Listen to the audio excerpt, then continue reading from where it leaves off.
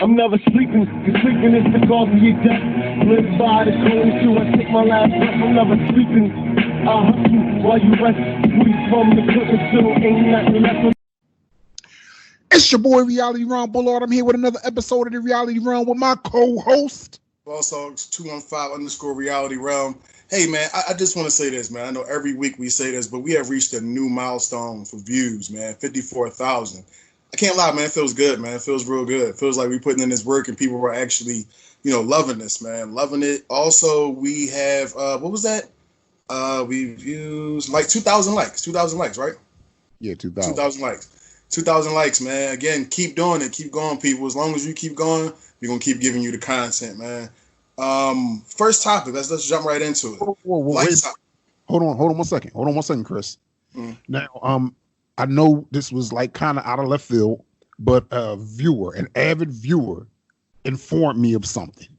Okay. He said that I let you off the hook last week. And I told him I was going to damn right. He said I let you off the hook last week when we was discussing Nas and Jigga. He did not like the fact. He did not like the fact that you tried to say Ether was basically a joke track. He said it ain't no joke track. It wasn't shit funny about it. And I shouldn't have let you get off the hook that easy. And damn it, I agree with him. And I told him, I said, before we get started this week, I was going to come right out the gate swinging, and I was going to get at you for that. Okay. I mean, Hey, listen, man. It is what it is. And, I know who that user is because that user came to me personally and said the same exact thing. So Reg83 on Instagram. That's his name. At Reg83. He told me that I had to get at you. And see, I'm going, and you know what? And I promised him I would, being the man that I am, because I keeps it 100. Ether was not a joke track. He bust Jigga's ass. Okay. I know that was one fight he wished damn well he didn't start because Nas damn sure did finish it, and that's reality. Now go on. Well, you know what? I got to respond to that. There was a lot of little funny little innuendos in there or whatever. And, some of the stuff was true. Most of it wasn't. And that's all good. It's fine. It's a diss track. You know what I'm saying? So, you're going to say something funny. That's the part that he had an issue with because he said of all that shit that Jigga talked, the one thing that you could hang your hat on was that, your baby mom shit. And he said, other than that, what facts was he spitting? That was his whole thing. That was his whole, because he said, hey, listen, are we to believe that he sold Nas his first tech? I don't know, man. I don't know. You know what I'm saying? Who knows what was going on back then? Maybe he sold the Jungle and Jungle gave it to Nas. I don't know. You know what I'm saying? We don't know. We don't know exactly what happened. We weren't there. Or say you sold that shit to him then. Don't say you sold it to Nas. Talk about Jungle last.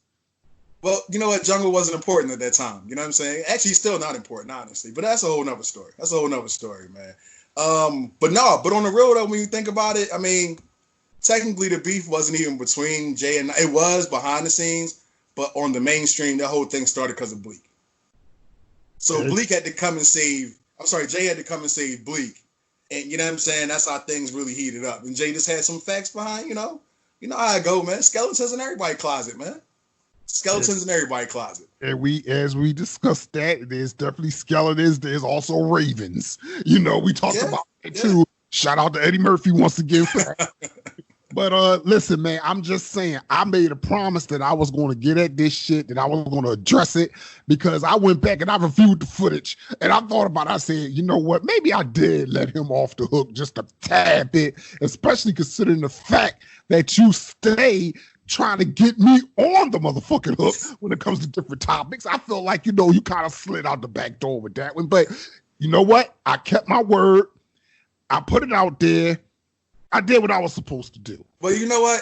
Since this avid viewer, you know what I'm saying, has so much to say behind the scenes, how about you get your ass on the camera and talk this shit? Now, let's put that out there.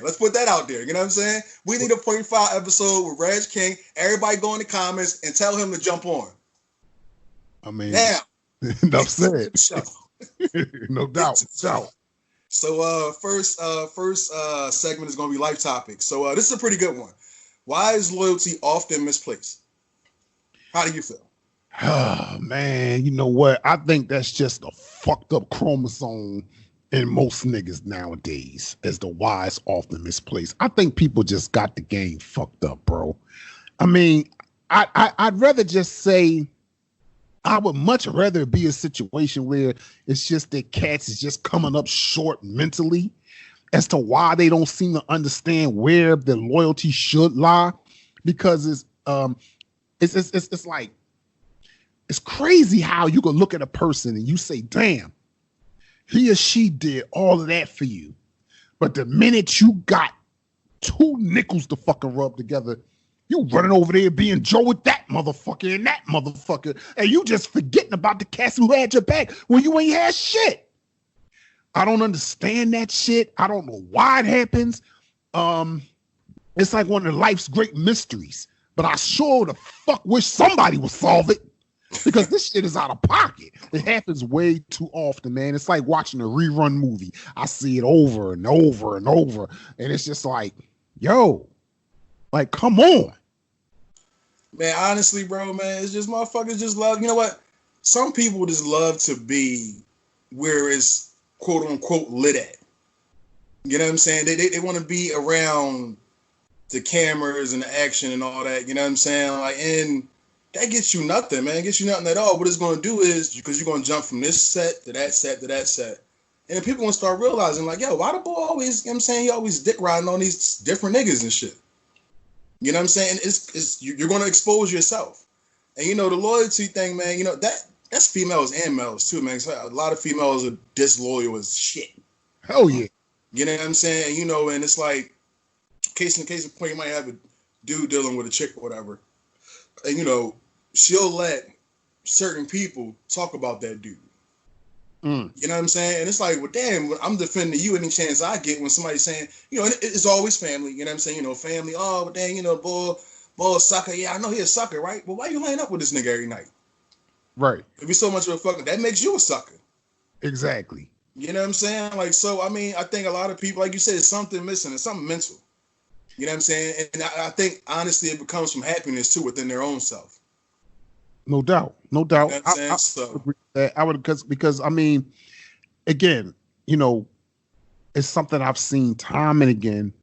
I would love to be able to say that it's something that I haven't seen, but shit, I've seen this so much, man. And it's like, yeah, you pretty much nailed it when you said, you know, use that as an example as how a person will allow certain select motherfuckers to sit up and just badmouth you behind. Like, come on, man.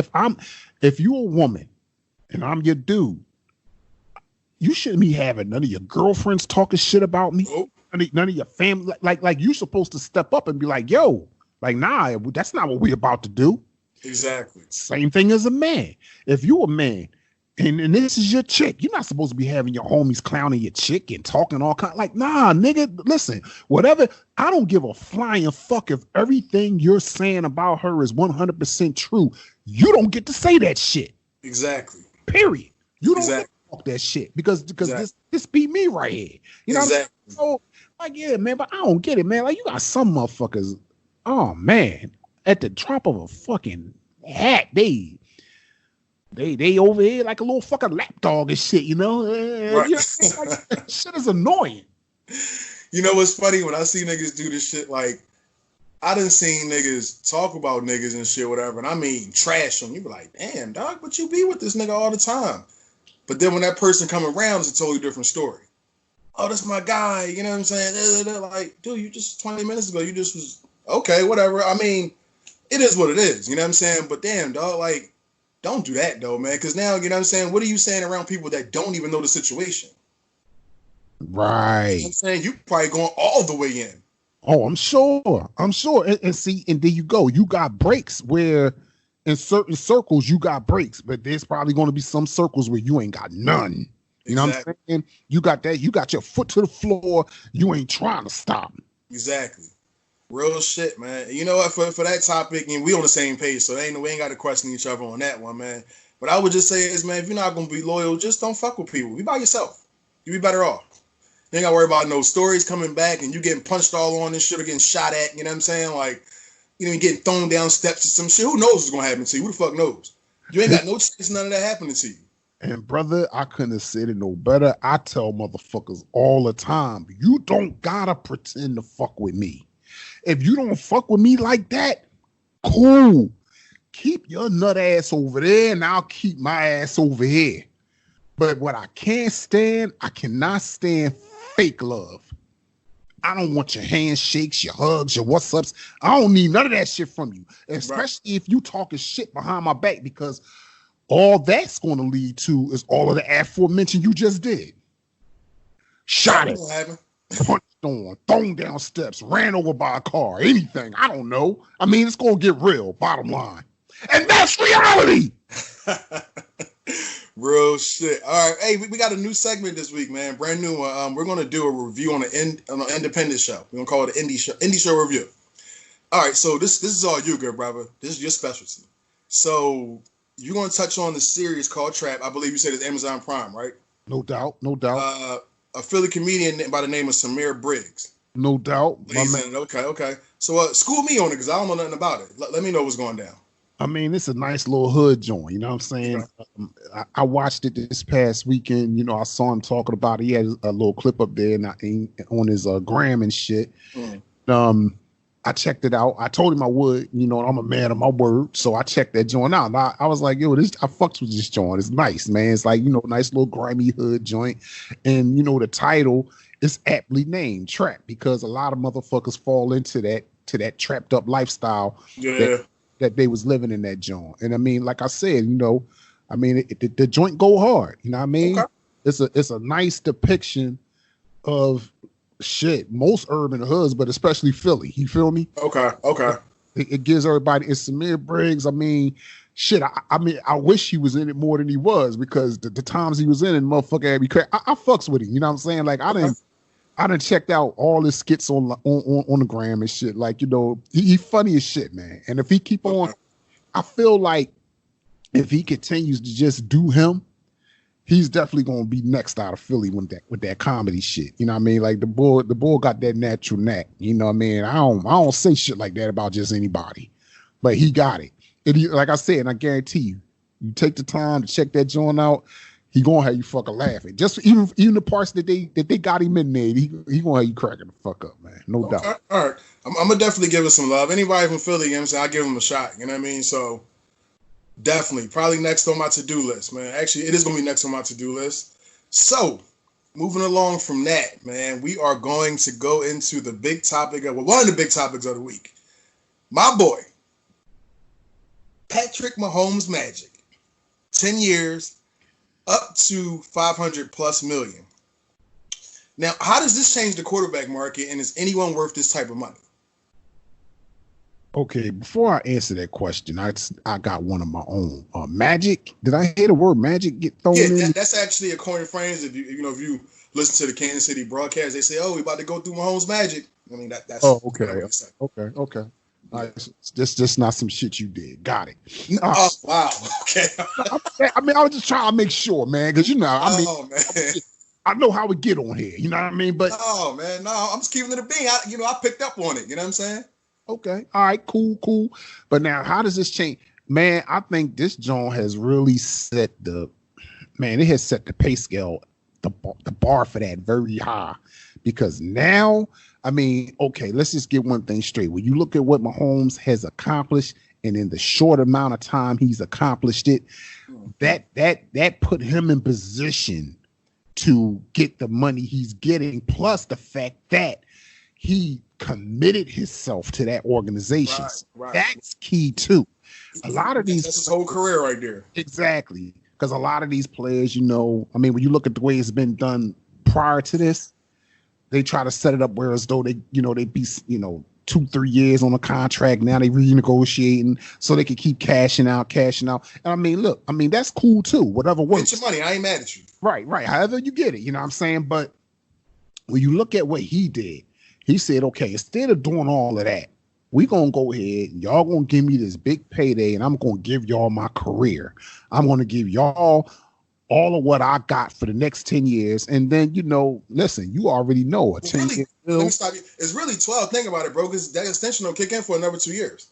Okay, well, shit, there it is. It's 12 years, yeah. 12 years. I mean, that's his entire career right there. Exactly. You know what I mean?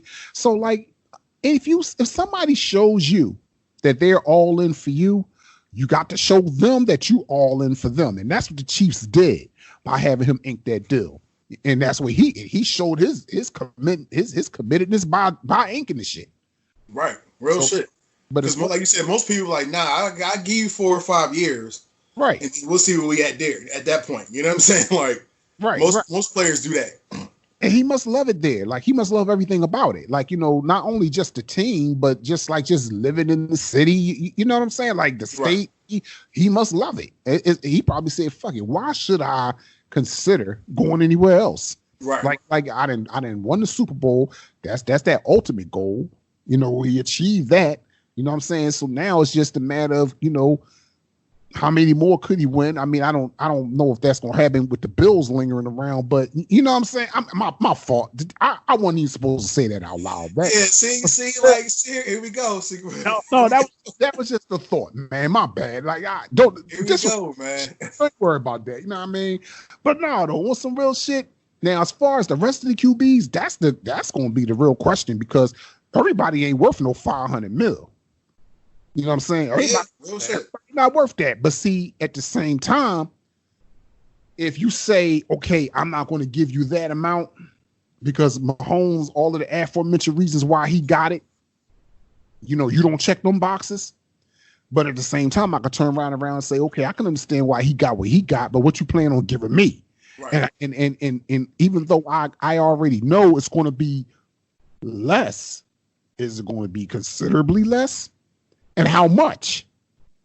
See, that's where we run into that, because even if it was shit, man, even if you gave a quarterback $300 million right up along in that would be kind of crazy. Like, damn, that's a big contract right there. You know what I'm saying? So, like, and I'm gonna say this before I even get to my second, because I want you to finish real quick.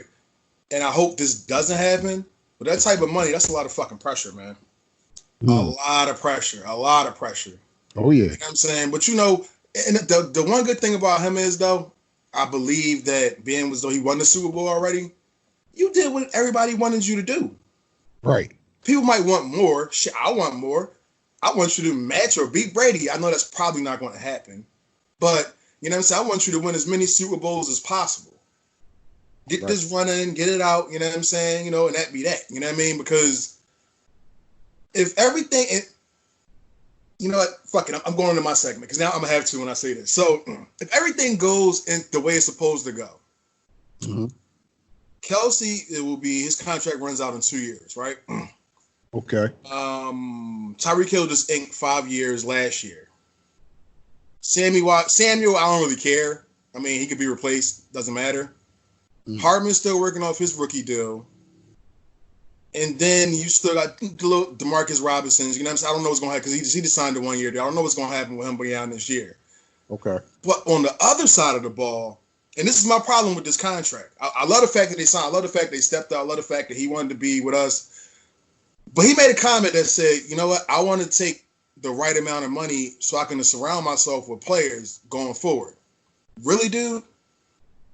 We are not the Cowboys. We are not the Rams. We're not the Eagles. Shit, I mean, we're not a big market team. So when that pie gets split, we get very minimal. We got to work with what the hell we got. But see, you're not a big market team, true. However, winning championships stretches it. True. You did that, you know what I'm saying? So now, because you're the champs, I mean, right now, it's all about y'all. True. You know? So even with a small market, everybody want to be where the best is at. You just touched on that in the last segment. So now, all of the, some of those advertisers that maybe probably wouldn't did in the past, now they ringing your phone now. And they're like, hey, let's work something out. We need our product, because everybody's gonna be watching y'all when y'all on TV. Like you're the discussion right now. So I mean, are we really though? Because the Buccaneers got more primetime games than we do. So are we really? But see, we know why that happened. Yeah, that still was corny as fuck though. We know, and see that's why I be busting on balls because I can't stand that kind. It's not his fault. It's not his fault. It's the NFL, man. Like, I mean, it's not his fault, true, But that's why sometimes when he go jogging his long-legged ass out there on the, what are you, about 6'4"? Sometimes when you go jogging his long-legged ass out there on the field to do his warm-ups, I'll be hoping he just trip and fall. I mean, I don't want him to hurt himself. I ain't into that. I don't do that. But just bust your ass one time, embarrass yourself or something. Like, I get so sick and tired of them making like every little thing that motherfucker do is just gold. You know what I mean? And that's why I ain't even gonna say his name right now. I feel like they'll be giving too much fucking credit. Fuck out of here. Oh, fucking. So look, let me steer you away from that because you about to go in. Let me steer you away. So now this is my thing. I was about to get into the other side of the ball. So now we signed the Honey Badger last year, right? It was only a 3-year deal. Okay. Chris Jones already bitching. He said, if you don't get at least my 20 mil, I'm not playing this year. Frank Clark, he's lined up for the next 5 years. But then you still got other hope. We still need defense. We still need corners. We still need. Now, I know that some stuff can be built through the draft. I get that. I understand that. And with, just a moderate amount of talent. But my thing is, nobody's going to be able to do what the Patriots did. And I feel as though we're getting sucked into that rabbit hole. Because it's like, all right, well, we can build around Mahomes and then give him all the bread. And then now it's like, just get fill-ins. Doesn't work that way. Kelsey is not just a fill-in. Tyreek Hill, damn sure this ain't a fill-in. You know what I'm saying? Like, Frank Clark is not a fill-in. Honey Badger is not a fill-in. You know what I'm saying? Some of these guys need. Chris Jones not a fill-in. He's not. He's proved that. In a short amount of time. It's another guy who's played way above his draft status. The defense even looks different when Chris Jones is in there. That's when our defense got on track. When he caught on to the scheme a little bit and he started wreaking havoc again, I'm like, yo, like you can see the difference in the game. Right. You know what I'm saying? But he won his bread. I ain't mad at him. They're supposed to sign him last year. We put the franchise tag on him now, and he kind of like, I don't know if he signed it or not. That's one thing I haven't heard, whether he actually inked it or not. But I fell on with my money. Yeah, well, you know what? And the thing that looks kind of bad if they don't give it to him is that he can always say, well, damn, you throwing out $500 million, but I can't get 20 mil. Exactly. So now my worries come in with that, man. It's like, yo, everybody, they trying to put it, we could be the next dynasty. And it's not anything from the organization. It's more or less the players. They still get y'all the Super Bowl with. I'm like, dude, do you know how hard it is just to go back to back? Yeah. And guess who said it? Guess who put that out there for the masses? Who said it? Just take a guess. I mean, it is somebody from your squad, right? Yeah, of course. Yeah. Somebody I said that's expendable. Somebody, Sammy Watkins? Yes. He went on fucking First Take and said that. So I'm like, yo, you're not even important for real, dude. Why is you going out here putting the target? We already got the target on our back. Why are you even compounding that? Like, what are you doing? Anyway, moving away from that guy. Right. Yeah, because I was about to go somewhere else. But my thing is this, though. I just feel as though, like I said, I love the fact that we committed to him, he committed to us. But you still got to fill 52 other players, no matter which way you break it down. Right. No doubt. You got to be able to pay somebody else. He can't throw the ball to himself, play defensive tackle, and play strong safety. It's just not going to happen. He couldn't even do that shit in Madden. Well, you know what may happen too as this progresses. You might see him kind of use the same blueprint that other guy was talking about used a couple times when he was at his former team. Like he a couple times I recall, like in the off season, he adjusted his contract, moved money around just to create contractual space. Yeah, cap space, yeah. Yeah, so they can go ahead and make signings, key signings. Like, so, I mean, he seems to be all in for y'all once again. He seems to be all like, team oriented. So right. because it has that appearance on the surface, I don't think he would allow money to fuck up what they got going on. Right, and that's another thing. You can make your money up in endorsements, dude. You about to get every endorsement in the world. There you go. I wouldn't be surprised if he get his own sneaker in the next couple of years. Or his own cleat. You know what I'm saying? Like, yeah, coming. I see that coming. So, you know what I'm saying? Like, I get it. It just pissed me off. I was happy, but as soon as I heard it, I'm like, fuck, we fucked. Like, you serious? We already got problems with paying people now. Y'all just gonna go out and just give them the whole fucking franchise. Fuck it, you might as well. I'd rather they did this. I'd rather they get what the Raiders did with John Gruden. But fuck it, we'll give you 10% of the franchise when you retire, my nigga. Like you did win the first Super Bowl in 50 years. We give you 10% after you retire. Let's get some of that bread back, though. You make your bread when you done. Man, I hear that. I hear that. But I guess you know you got two sides, each making googly eyes at each other like a couple of kids. Right. So they like, you know, listen, man. I guess nobody didn't want to do nothing to rock the boat in any way. I mean, yeah, I understand it. Like I said, I get it. And I'm not mad at the fact they gave him the money because, I mean, honestly, yo, you know what's funny? DeAndre Hopkins he had a post on Instagram. I think I know the one you're talking about. He just put up the score 24-9. Yeah, that's crazy. But that might have been a key fact. Yo, we don't win that game, obviously, we're out of the playoffs. So you gotta think he came back. Well, we came back as a team, but he was the catalyst and making all these crazy ass plays. Shit that probably shouldn't have been made, honestly. Because sometimes when he drops back, I get scared, like, what the fuck? And I'm like, when the ball go out the screen, I'm like, that's a completion. I already know it, because I know he's already on point with that shit. You know, now see, when I hear you talk about that game, right? I get a little upset. Oh, because yeah, y'all had law. Yeah. Right. You know what I mean? Because you had motherfucking referees walking on fields wanting to change. That was crazy, yo. That was crazy. Exactly. It was fucking crazy. And you know what? All I'm saying is simply this. There are frauds, and then there are frauds. And that motherfucker right there is a straight up fraud for doing what the fuck he did. Yeah, I didn't understand that. I'm like, wait, why is somebody with a black jacket that's a referee on the field? I'm like, what the fuck is this? Whatever his ass throwing on the sideline, he should have took his ass back.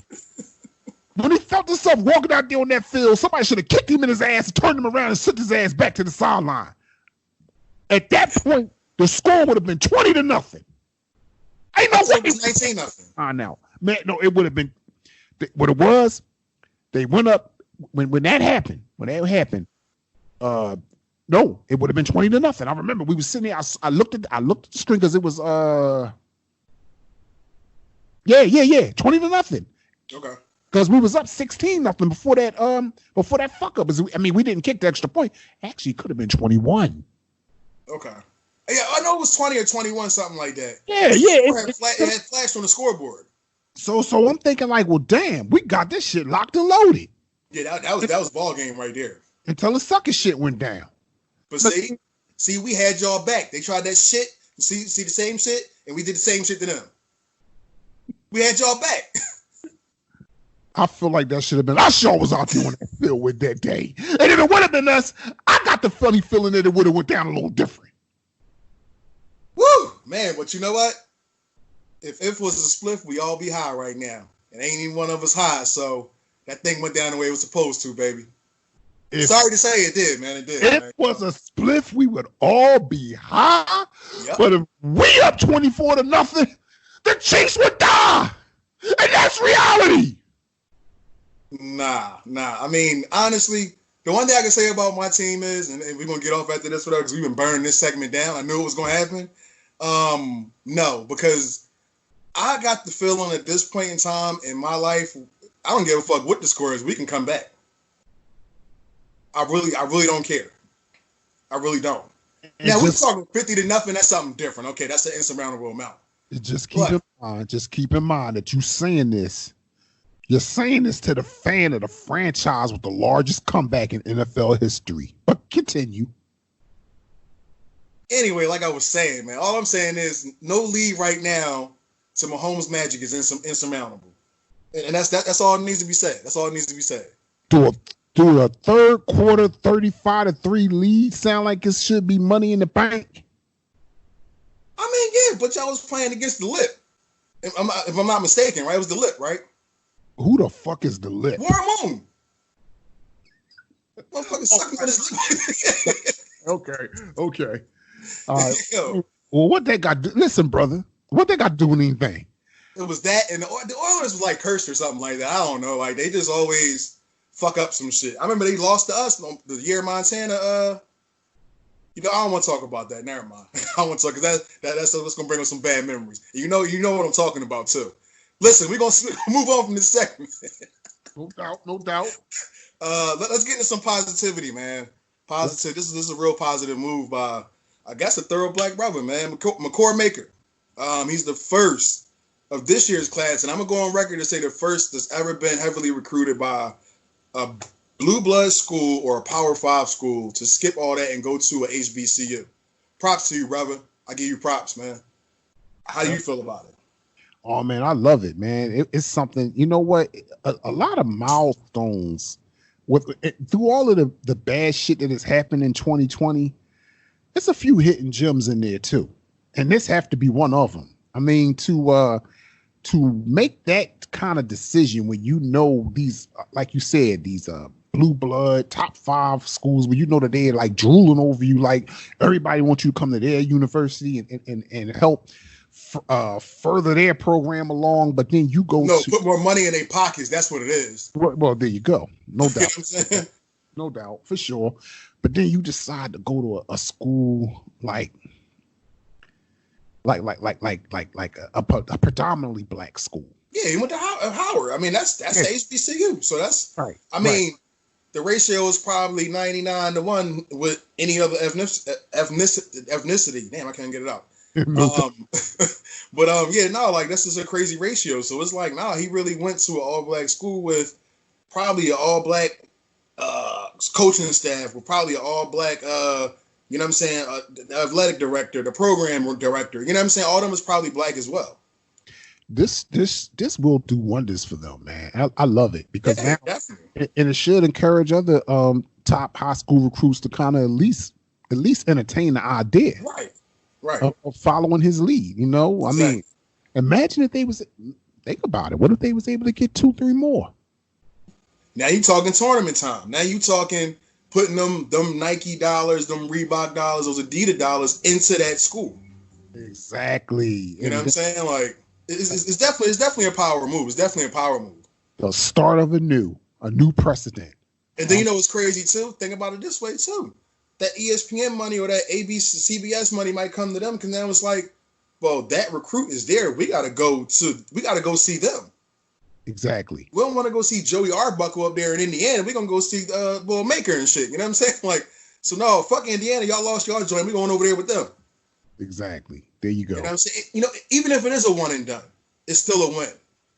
Oh, hell yeah. Still a win for Howard. You know what I'm saying? It's definitely. Still a win.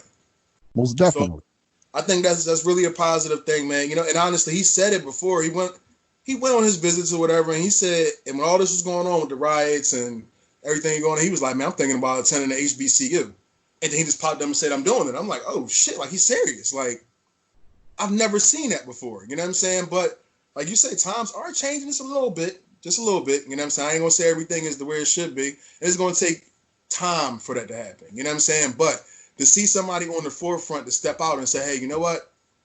I'm not going to go here. I'm not going to go to North Carolina. I'm not going to go to, even Florida State now. They're becoming into the position where as though they're running the ACC. I'm not going to Duke. You know what I'm saying? I'm not going to UCLA. Yeah, I'm not going to Florida. Yeah, I'm not going to Florida. So you do that shit every time, bro.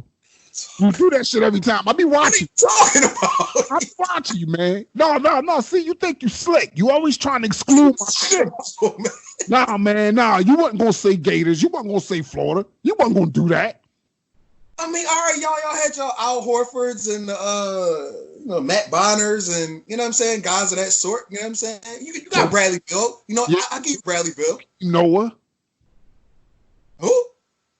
That's what we doing. Wait, all right, okay, my fault. I thought you said Joakim Noah like he was somebody to talk about. I said Joakim Noah. That's what I said. Okay. Only reason why you're saying that because he played with Florida and played for the Bulls. The only reason why you're saying that. If he didn't play for the Bulls, you'd probably be saying the same thing I'm saying. And that made him twice as nice. Man, wow. Now Joakim Noah is nice. All right, I done heard it all for the night, man. I heard it all for the night, man. All right, so. Whoa, quick question about that. Hold on. You trying to tell me that that Joakim Noah could not get a spot on a roster that you put together? No. So a guy that's wait. You know what? That's an unfair question. That's an unfair question, though. What if I need him to be my 12th man off the bench? I don't know. I might need him to be my 12th man off the bench. That's a possibility here. You know damn well I wasn't talking about no 12th man off no bench. What are you saying? Starting 5? Now, wait a minute. Hold on. Hear me out. 10th man? 10th? All right, yeah, we're talking that. Hear me out, though. Hear me out. Because you just want to jump in your fraud bag. Just hear me out for a minute. I'm just saying. You talking about a guy who's going to, that's first of all, hustle players don't grow on trees. You know what I'm saying? That's why they stand out like they do. When you got a guy that's going to get on the court and leave it all on the court, they stand out because you don't get that all the time. Joakim Noah is going to go hard every night. Now, whether it works out, that remains to be seen, but he's going to go hard as shit. He's going to rebound. He's going to defend.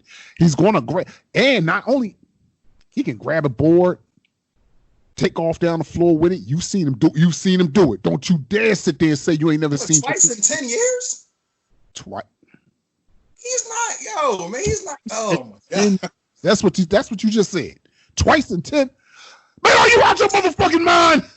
You know how many Bulls games I'd have looked at and seen Noah grab rebounds, take off down the court, get a good pass, dunk on somebody's ass, and you gonna say twice in 10 years? I'm just saying, man. Look, I'm just trying to keep it a Bingsky with you, man. That's all I'm trying to do. You know what I'm saying? You know, every time I see him, he want to argue with somebody. Nigga, play ball. What you arguing for? That's because people be talking shit. Yeah, you know you're a fucking bum. That's why. He ain't having it. He ain't having it. You see, that's what you got to love about a guy like him. He's gonna get on the floor. See, he's the type of dude that if you played against him, you would hate his guts. But if you play with him, you're like, yo, I fucks with this ball right here. I could go to war with this ball right here. Yo, to keep it real with you, yo, I'm gonna be as honest as I can with you. If we was having this argument about Al Horford, I could understand it. Because Al Horford on the low is kind of nice. But Joakim Noah, Niz. No, I'm sorry. No, Joakim Noah was how many national championships? Same amount as Al Horford. Okay, but whoa. Same amount. There you go. My point exactly. I mean, if you're gonna say that he was nice while he was winning his, how come Joakim ain't nice while he winning his? Because Al Horford was like the centerpiece of that offense. Okay, nobody's going to argue the fact that Al Horford is not a more offensively gifted player. Nobody's defensively too. No one's going to. Well, see, I can't just say that. I just can't. And the reason why I said because see, you got to understand something. Not only I had an opportunity to watch Noah work defensively at the collegiate level as well as the pros, because as you noted, he was a Gator. And he was a Bull. I saw what he brought to the table defensively. I saw the things he did out there. How in the little shit, getting in people's heads, getting people out their games. Shit, he was kind of like a taller, light-skinned, bushy-head Rodman. Yo, I'm done. So now we comparing Joakim Noah to Rodman? I'm not saying it's Rodman, but he was kind of like that same. He was in that mold, bro. I'm sorry. No, you know what? I'm not letting you off the hook on this one. Rodman is Rodman, and then for Joakim Noah is some other shit. Noah is a strong rebounder. Now, he ain't Rodman strong because, and shit, how many motherfuckers are? If you want to talk about that. When you just talking about rebounding the basketball, Rodman's in a class by himself. Or if you don't want to say that, there's very few motherfuckers sitting at that same table he's sitting at. Exactly. Okay, but that being said, Joakim Noah was a strong rebounder. Joakim Noah was a strong defender. Joakim Noah was a hustler. I mean, maybe is we talking about like Joey Noah or something? Because Joakim Noah I know was maybe 10 rebounds a game. Maybe. I mean, and what's the problem with that? That's a problem. It's not a problem with it, but he's not an elite rebounder. So what would make him elite? Russ averaged 10 rebounds a game for 3 years straight at 6'3" at the point guard. So, I mean, that 10 rebounds a game doesn't mean anything to me. First of all, you know what? I'm not even going to get started on that because I remember many games. Don't disrespect my nigga. Man, I remember many games, people were standing around letting that motherfucker get his triple doubles. No. It happened. They wanted to get that fucking record. So you should have never started this shit. No. They wanted him to average 3 years straight. They wanted him to get 10 rebounds. He averaged 10 rebounds for 3 years straight. Yeah, that he averaged that triple double. He averaged it 3 times in a row. I believe the first time, the first time he done it. I'm talking. You're talking about he was the MVP. All right, go ahead. The MVP. Yeah, he won the MVP that year. Yeah. And we talking about that time. How far did he go in the playoffs off of that MVP? Yo, that's neither here nor there. Why are we taking it to somewhere that don't even matter though? They're asking a question, brother. I mean, shit. Like, why you talking? Yo, man, you always trying to do some other shit, man. Asking a question. Come on, man. He ain't worried about none of that, man. He was by himself. He was by his goddamn self. All by himself on his lonesome. I don't even know how we even got this far into this conversation. Well, if he averaged 10 assists a game, he was passing to some damn body. Somebody was scoring. Okay. Shit. They in the NBA, they better be able to score 10 times between 5 motherfuckers. Don't talk that he was by himself. Shit is my point. If he was averaging 10 assists a game, somebody was out there running rock with him. Somebody was balling with him. Wowzers. Okay. All right. So moving along from that, man, I don't even know how Russ got involved, Noah, and all that. Because that's how he got involved. Go ahead. McCord Maker, good job, brother. Good job, man. Good job. Thumbs up to you, man. Actually, 2 thumbs up. Kudos, baby. So now we're gonna move on to the infamous hot seat. This is gonna be pretty funny. I'm gonna start this one off. I have to. So, Philadelphia Eagles. Everybody knows, as you can see behind me, I'm not an Eagles fan. I do live in Philadelphia, though. The front office there. Y'all were so quick to blast Deshaun Jackson. I mean, he got called. I mean, he didn't get called nothing, but his comments were appalling and all types of stuff. But then you got Riley motherfucking Cooper, who was at a Kenny Chesney concert and called somebody a goddamn nigga. What did you do for him? You slapped him on his wrist and told him, we'll give you a 5-year extension. Deshaun Jackson don't even know if he's going to have a fucking job tomorrow. The way y'all talking. That's bullshit. Treat shit accordingly. Matter of fact, Deshaun Jackson should be lobbying for a fucking extension right now. Riley Cooper wasn't fucking nice and he got a 5-year extension after calling somebody a nigga. Don't even go to that Florida shit. We're talking about what happened. Fuck that Florida shit. I'm just saying, no. I know you. I'm starting to notice some things. I mean, we get into that offline. I can see when you're recording in your mind. I can already see it now. Hey, so all I'm saying is this: if y'all going to be a Class A organization, if y'all going to be, you know what I'm saying, this organization where you want players to come to your team, treat everybody the same, man. Treat everybody the same. Now, I understand that what he said, whatever, it wasn't a good time, but he was just speaking what he wanted to get out, you know what I'm saying? And actually he was asking for knowledge because he about to go visit somebody somewhere and get some knowledge about Jews and stuff like that. But the only reason why y'all jumped on him is because Jeffrey Lurie is a fucking Jew. Let's be real. That's the only reason why y'all jumped on him like that. Because that shit happened so quick and make your fucking head swim. 1 minute I'm saying that, and the next thing the Eagles coming out with a press like, what the fuck? How that happen that fast? All right, well let's say because Jeffrey Lurie is Jewish, not he's. All right, I'm sorry. Jewish. My bad. Excuse me. Sorry. Apologize. Okay. So because he's Jewish, whatever. That's the only reason why the team said something. That's the only reason why. Because it offended him. But if it didn't offend him, it probably would just be nothing. Now I do admit it was insensitive timing with everything that's going on. Take a key from everybody else that's speaking out, who's speaking up for the activism side, whatever. They're not downplaying anything. They're just speaking on what's happening. So Djax, you know what I'm saying? You should have just took it as that same role and not put quotes from Hitler and X, Y, and Z. However, the treatment is totally different. And I feel as though that's not fair. That's not fair, man. It's not fair. And another thing that's not fair too is that these NFL owners that get on the NFL as well, a lot of these owners haven't spoken up. A lot of these organizations haven't spoken up to what's been going on, what's happening. So I think they should get out there, whatever, and show some support as well. And I can say that because when the NBA fought the players for that little jersey thing being on the back, the little messages on the back of the jersey. They said, we'll do it for a night. The players said, no, we want it all year. Okay, you can have it. It's fine. Short year anyway. But y'all going to play the Black National Anthem for opening day and that's it? Don't piss on my leg and tell me it's raining. That's all I'm saying. So, go ahead, brother. You got the floor on yours. So, another funny thing is, and I don't know what it is. It's a Philadelphia thing. I don't know what's going on. And you know what? So, Denzel Mims because remember it was talks of Denzel Mims being drafted by the Eagles, whatever, X, Y, and Z. How do you feel about him talking shit about us being a dirty-ass city? Okay. Now, I'm always somewhere saying a lot of the same shit.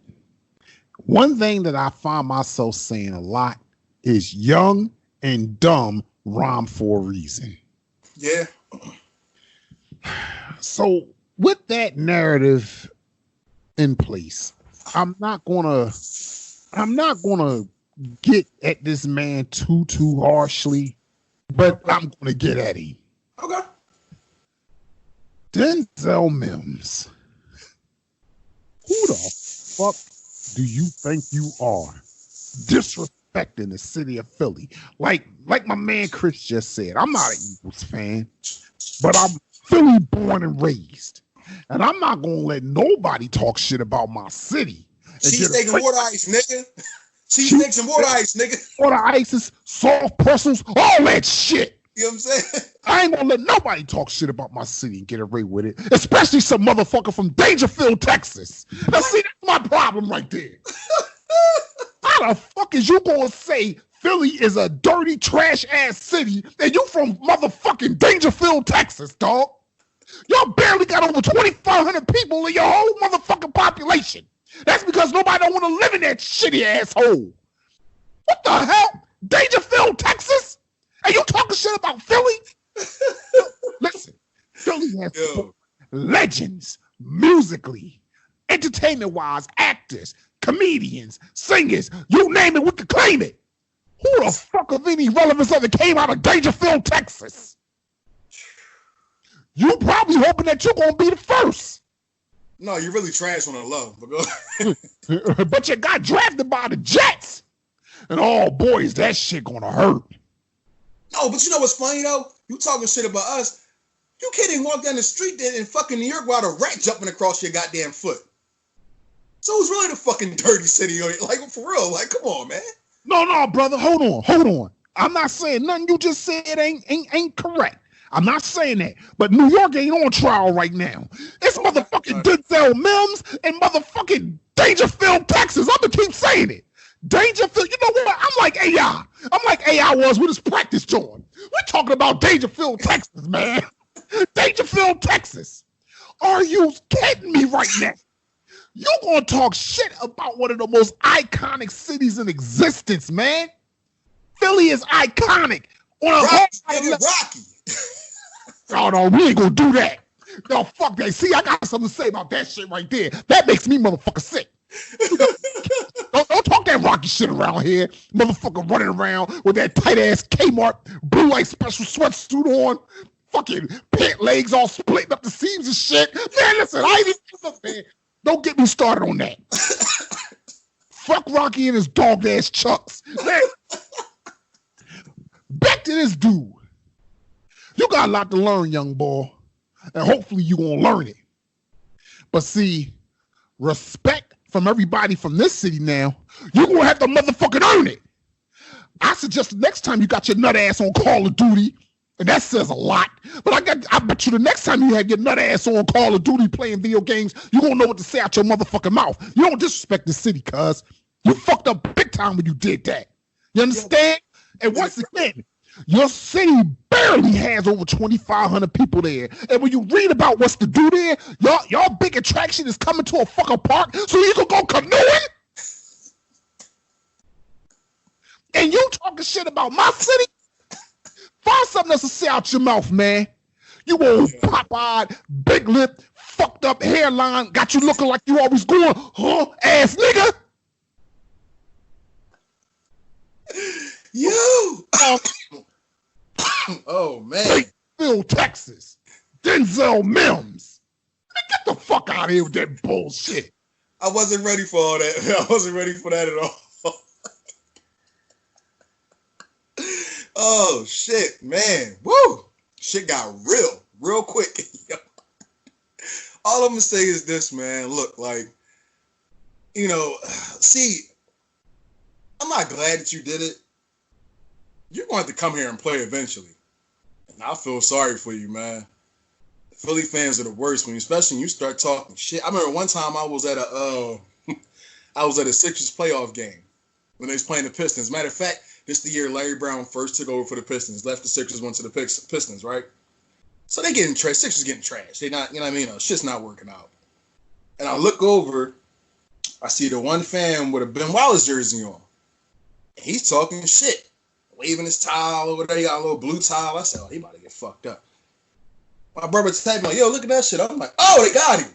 I'm talking about, all I seen was like 20 Allen Iverson jerseys jumping off chairs, elbowing this nigga, yo.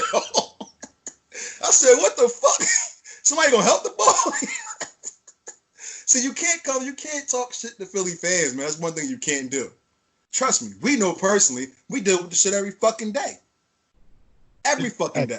Exactly. And see, that's what I'm saying. That's why I say young and dumb. He's a young boy. He don't know no fucking better. Somebody should have schooled him before he did that stupid shit he did. You don't talk shit about that. And like you said, when you come here, oh man, I tell you what, you're not gonna know heckling until you come here and play. But you know what I do like about where you're playing at? I get to see my Bills kick the shit out your stank ass twice a year. I can't fucking wait. Oh man. Well, Denzel, I mean, good luck, brother. That's all I can tell you, man. You know what I'm saying? You know, Reality Ron done gave it to you. You got to come to Philly and you got to play Buffalo. Man, you might just start receiving random tweets and Instagram posts about you and you don't even know what's going on and shit. So good luck, brother. Hey, listen, man, listen. All right, so look, man, we are done, man. This is another episode in the books. In the books, man. I just want to say a couple more things in closing. I'm sorry about the Jewish remark. That was a little insensitive. Well, the Jew remark, that was a little insensitive. I was trying to get a point, cross the point Jewish. So if anybody offended by that, I apologize. I'm going to let you know that from the rip. But just keep supporting, man. Keep supporting. Keep watching. Keep viewing. Keep liking. There will be more episodes to come. Reggie King. And in closing, I'm gonna let Ron close it out, but I'm gonna close it out for myself on my end. Come on, brother. Come on over, man. It's all good. You come right over here next to me on the couch, man. We get it all figured out. Don't worry about it. But you need to get on this camera. You need to get on this camera, bro. Stop playing, nigga. You got it, bro. Close it out. Once again, I just want to let you know how much we love y'all for kicking it with a couple of brothers who put it down like no other. It's your boy, Reality Ron Bullard, my man, Chris Black. When you need a reality check, the Reality Realm is where you need to be at. We'll be back here next week, God willing, in the building. And that's reality. Holla. I'm never sleeping, cause sleeping is the cause of your death. Live by the code till I take my last breath. I'm never sleeping, I'll hustle while you rest. We from the clip and still ain't nothing left.